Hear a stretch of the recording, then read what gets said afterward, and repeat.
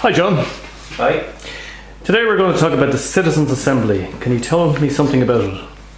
The Citizens' Assembly was established in 2016 by the Fine Gael minority government to debate the business of bringing in an amendment to the Constitution to permit, as far as you can see, abortion. Okay. And we had the Constitutional Convention. Can you tell me the difference between the Constitutional Convention and the Citizens' Assembly? They're quite similar, but there is one particular difference. Well, the Citizens' Assembly is made up of citizens picked at random. I presume Irish people picked at random under the guidance of Chief Justice Mary Lafoy. So that's the Citizens' Assembly. And then the Constitutional Convention? The Constitutional Convention is slightly different in that there are 50% Irish people are citizens, as far as I know. Could be maybe people from other jurisdictions, for all I know. But 50% and then 50% politicians. That is the Constitutional Convention. Okay. Without knowing precisely what the Constitutional Convention is about, it appears to me that probably part of its remit is to actually perhaps come up with a new constitution to reflect the secular view of life, and that has gained this that are trying to destroy the safeguards that we have in the Constitution as is. Do you think it's a good thing that the Citizens' Assembly has no political influence? Well, it was started by the previous, I think, Fine Gael Labour government with a large majority, and it was an effort to redefine the safety of the mother and the unborn child that you would have, presuming she was pregnant. So it is an effort to redefine what was passed passed by the citizens of this country in 1983, 30 odd years ago, by a large majority, 2-1, to protect the mother and the child, and to not permit abortion except in very exceptional circumstances where the life of the mother was in danger. It has resulted in the safety, one of the safest countries for mothers that are pregnant, for mothers and babies to be countries where they have this abortion, an abomination, where they have that. There's often a lot of difficulties for mothers in that situation. It's not as good as what the pro-choice, the pro-abortion lobby insists. I think Archbishop Fulton John Shane had something to say on it, did he? He has a very important thing to say on it, and I'll just read very briefly. Archbishop Fulton John Shane urged us to spiritually adopt an unborn child in danger of abortion and pray that the child's life be saved. He recommended that we pray the following prayer daily. Jesus, Mary and Joseph, I love you very much. I beg you to spare the life of the unborn child that I have spiritually adopted and consecrated to the Immaculate Heart of Mary, who is in danger of abortion. Now that's the prayer. During your earthly life, the spiritually adopted child of yours will be known to God, but in the world to come and throughout eternity, both you and the child will find happiness in each other's company. The late Archbishop prophesied. Now, Archbishop Fulton John Sheen was a famous broadcaster that died in 1979.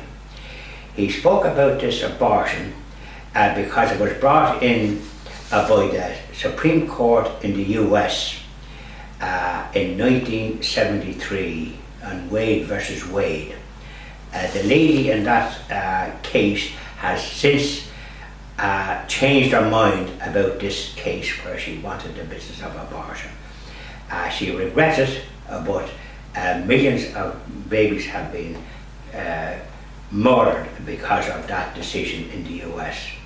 And Bishop Fulton J. Sheen says it is a matter of great urgency to make atonement, especially for abortion, if we are to obtain from Almighty God the gift of peace of soul, mind and world peace. To fight the evils of today, especially abortion, it is vital that parishes have exposition of the Blessed Sacrament to make atonement through adoration. Miracles of grace and many conversions would follow. And then he says, could you not watch 1 hour with me? This is referring to the fact of adoration in the Blessed Eucharist, when our Divine Saviour was in the Garden of Gethsemane, and the apostles fell asleep, and he went to them and said, could you not watch 1 hour with me? So that refers to that. Now, one other item that Bishop Fulton John Sheen says, he says, every man is on a cross. Some ask to be taken down like the thief on the left. Others ask to be taken up like the thief on the right.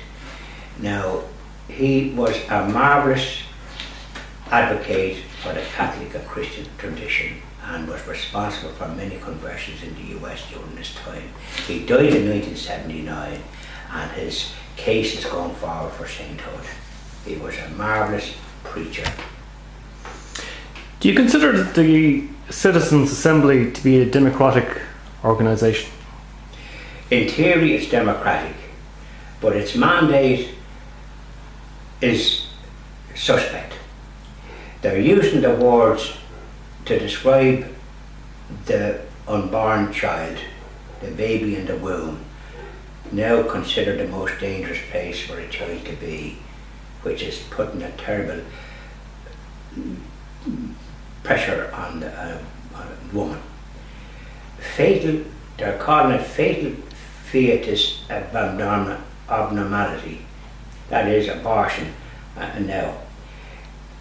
So this is the phrase they're using. They've been criticised by the pro-life group for using those terms. So they're the terms that they're going to debate more than the business of the child.